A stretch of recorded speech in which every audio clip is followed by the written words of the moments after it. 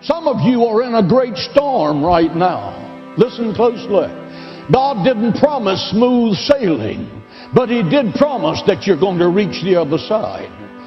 Some of you have lost your jobs. Some of you are going through marriage crisis. Some of you are experiencing business failures or business reversals. Some of you are going through a time of family illness. Some of you have experienced unexpected tragedy that's stricken like lightning striking you out of a clear blue heaven. But what can we learn from chaos?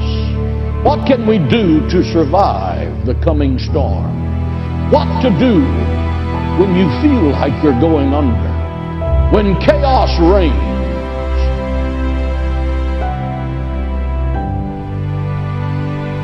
What to do?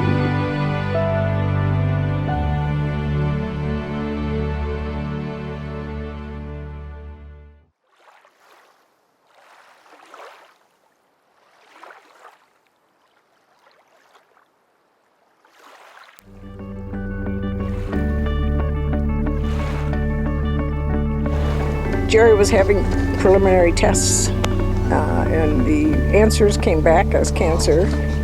It was depressing at first for him and for me and for his family. However, he said, let's go forward and we will beat this thing. So we went all around the world and got people to say that they were going to give him prayers, and we made this little inspirational video for him. But then eventually we decided that we wanted to extend that hope to other people fighting cancer, so we created the 5K and Pray event.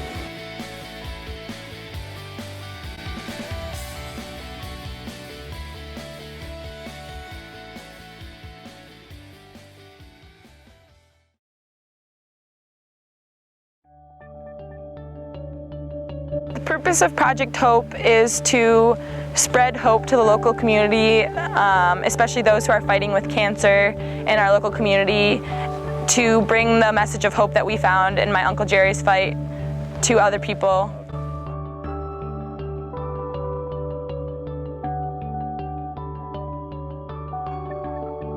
Life is like one of those massive wall tapestries that used to hang in these monasteries and castles and palaces and whatnot. When you look at it from the front, you see all the beauty. I mean, it's incredibly well done. But he says, if you walk behind the tapestry, you don't see any of that. You just see chaos. See all these strings hanging down. There's no purpose to anything, or so it seems. Doesn't look like there's any meaning to it. There's no pattern. You can't see anything. He says, life is like living on the back of that tapestry, especially for those of us who are suffering. It just looks totally random. What good can come out of this? It's just a bunch of strings hanging down. And what Revelation gives us is a glimpse of the other side of the tapestry. I think the challenge for us when we're suffering is, or among the many challenges, is what a waste. Is there any point to this? Where do you go when the storms of life are greater than what you can endure? When the storms are great, when the winds and the waves are crushing your dreams, where do you go? You go to the one whom winds and waves obey. His name is Jesus. He is the rock. He is the Savior. We are not trying to make this sound romantic. This does not feel good. I'm not trying to encourage people to think this is supposed to feel good. Jesus hanging on a cross didn't feel good. About the moment when Jesus mounts the cross and he says, this is the most active moment of his priesthood. When he's seemingly passive, affixed to a piece of wood, this is actually the most active. This is why he came. It's the most active moment of his whole ministry, because you can't nail God to a tree. You just can't do that. The only way he can stay on a tree is if he wants to be there. So he's willing this, and it's his passion which redeemed the world.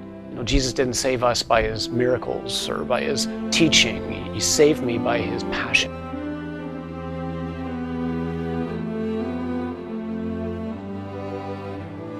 We need men and women who are living in constant pain or who are dealing with anguish of whatever kind, to dig deep and to say, okay, Lord, I don't want this. Yeah. You can take this away if you want to, but you apparently don't. Mm-hmm. So I'm going to unite it. I'm going to use it. What do you want me to do with it?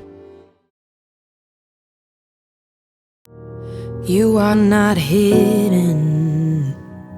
There's never been a moment you were forgotten.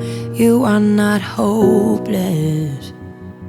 Though you have been broken, your innocence stolen, I hear you whisper underneath your breath.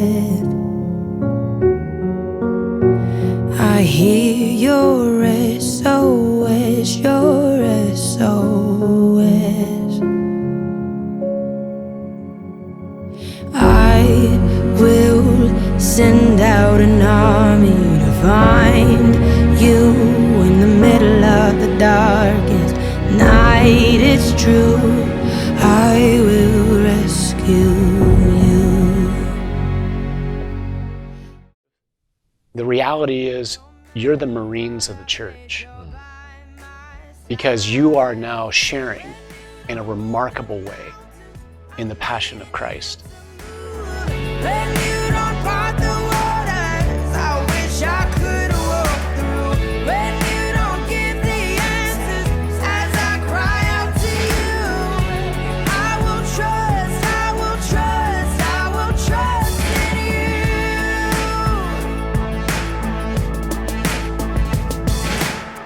Truth is, you know what tomorrow